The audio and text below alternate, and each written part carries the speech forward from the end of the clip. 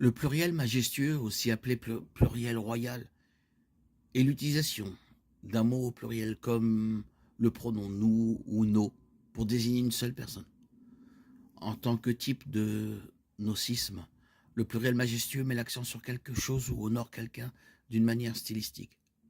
Fondamentalement, lorsqu'un membre de la royauté se référant à lui-même dit nous au lieu de je, il utilise le pluriel majestueux.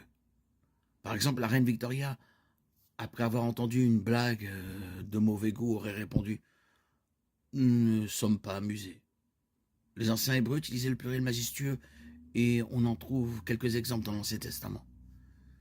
Mais la construction n'est pas propre à l'hébreu. La langue latine avait également ce que les Romains appelaient pluriel majestatis, le pluriel de majesté. Et comme cela a été noté, l'anglais l'utilise parfois aussi. D'autres langues modernes utilisant le pluriel royal, l'hindoustani, le tédougou et l'arabe égyptien, dans lequel le président de l'Égypte est appelé Vos Excellences. L'effet du pluriel majestueux est d'indiquer la grandeur, le pouvoir et le prestige.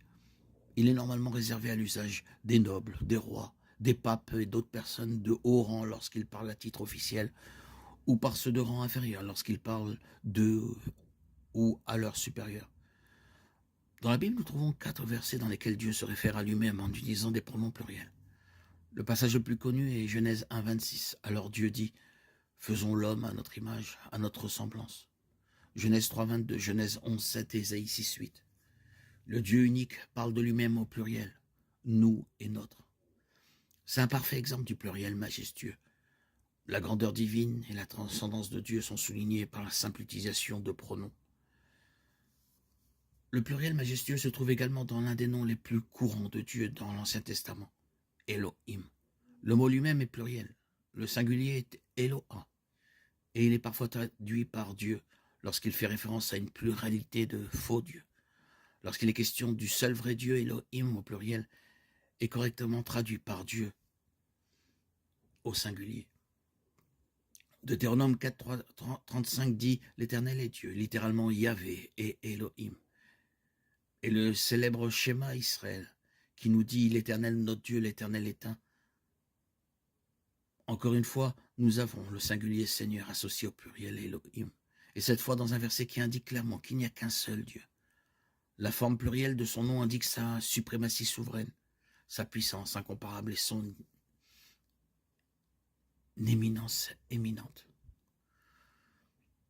Notons soigneusement que le pluriel majestueux de l'Ancien Testament n'était pas destiné à enseigner la doctrine de la Trinité.